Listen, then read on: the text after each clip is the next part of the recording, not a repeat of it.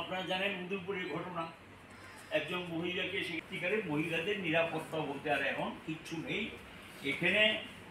আমি এবং আমার স্ত্রী দুপুরবেলায় এখান থেকে রওনা হই 12টা নাগাদ। 12:30 মধ্যে গিয়ে জিরানিয়া এসডিএম অফিসে যাওয়ার সামনে একদম জিরানিয়া বাজার সঙ্গে থানা থেকে হবে 150 মিটার, আর বাজারের উপরেই এটা। হঠাৎ করে একটা খুব দামি গাড়ি কালো রঙের, এই গাড়িটা দিয়ে রাস্তার দুই দিক একদম পুরো রাস্তার অবরোধ করে দেন। অবরোধ করে দেওয়ার পর স্বাভাবিক কারণে আমার গাড়ি থামিয়ে দিতে হয়েছে। আমি যে গাড়িতে ছিলাম আমি এবং আমার স্ত্রী, আমি তখন গেলাম কে আটকেছে, পেছনে আবার দেখলাম আর একটা বোলেরো গাড়ি দিয়ে পেছনের রাস্তাটা আটকে দেওয়া হয়েছে। জাতীয় সড়ক, এখানে এমনিতেই জাতীয় সড়কে প্রচণ্ড ভিড় হয়, দুই দিকে প্রচুর পরিমাণ গাড়ি দাঁড়িয়ে গেছে। আমি জিজ্ঞাসা কেন, তো আপনি এখানে যেতে পারবেন না। আমি কেন, এটা কি এই এলাকায় কি কারোর জন্য নিষিদ্ধ? আমার জন্ম এখানে, আমার বাবা এখানে এসছেন 1939 সালে, আমার বাড়ি এই মহকুমায়, আমার স্ত্রীর বাড়ি জিরানিয়া, আমি যেতে পারবো না কেন? এটা কে নিষেধাজ্ঞা জারি করেছে? এরকম তো কেউ কি আটকানো যায়? কারণ আপনি যেতে পারবেন, আপনি ফিরে যেতে হবে। কেন? কারণ এখানে গেলে আপনি গেলেই লোকজন আসবে, এটা যেতে দেবো না, এখানে আপনাকে ফিরে যেতে হবে। অনেকক্ষণ তাদের সঙ্গে প্রায় 15 মিনিটের মতো তাদের সঙ্গে আমার কথা কাটাকাটি হয়েছে যে কেন আমি যেতে পারবো, আমার স্ত্রীর সঙ্গে এবং আমার সঙ্গে। এবং এ পরিচিত বিজেপি এই লোক, এরা সবাই 7-8 জনের মতো ছিলেন। তারা রাস্তা থেকে গাড়িটা সরাচ্ছেন না।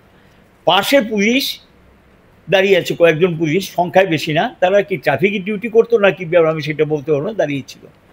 এবং এদিকে প্রচুর গাড়ি দাঁড়িয়ে গেছে। এই পরিস্থিতির মধ্যে তখন গিয়ে যাত্রী সাধারণ অসুবিধা হচ্ছে, মানুষও ভিড় করেছে। আমি তখন এই পরিস্থিতিতে শেষ পর্যন্ত কি করবো, আর এখানে গিয়ে তো আর এদের সঙ্গে মারামারি করা তো আমাদের পথ না, এটা আমরা বিশ্বাসও করি না। এবং এর আগেও কয়েকবার কিন্তু এরকম এই কাজকর্মে জিরানি এলাকায় গেলে নানা ধরনের বাধা তৈরি করার চেষ্টা করেছেন। এবং এটা পরিচিত, এবং এখানে যিনি বিধায়ক তার খুব কাছের লোকই, তিনি হয়তো মন্ত্রীও তার কাছের লোকই। এই ঘটনার পর আমি ডিজিকে জানাই যে এই ঘটনা ঘটেছে। মানিকদে তো ব্যক্তি না শুধু, আমার তো একটা পরিচিতি আছে। আমি তো এখানকার প্রধানের থেকে শুরু হয়েছে, 1979 সালে আমি প্রধান হই, এবং এখানে রাজনীতির সঙ্গে যুক্ত 1966 সাল থেকে আমি ছাত্র আন্দোলনের সঙ্গে যুক্ত। আমি জানি না যারা এগুলো করেছে নিশ্চয়ই তাদের জন্ম তখন হয়নি, তার বাবাদেরকেও আমি চিনি, 1-2 জনকে চিনিছি, তাদের বাবাকে চিনি।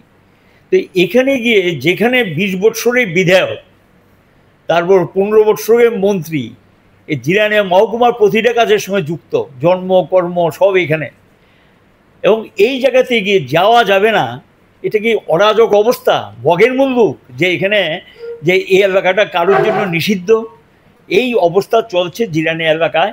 অফিসটা তো জানেন আপনার, বহুবার ভাঙচুর হয়েছে, বহু কমরেড আমাদের আক্রান্ত হয়েছে, বহু নেতা আক্রান্ত হয়েছে, বহু বাড়িঘর লুটপাট হয়েছে। এই ঘটনা নির্বাচনের পর থেকেই চলছে। গোটা মহকুমায় একটা অফিস ছাড়া কোনো অফিস খোলা নেই, অফিসগুলো খুলতে দেয় না, এই পরিস্থিতি চলছে।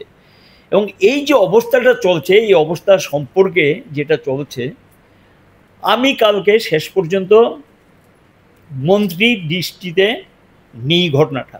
ওনার সঙ্গে এমনিতে আমার কোনো কথাবার্তা সাধারণত হয় না, বা হয়নি।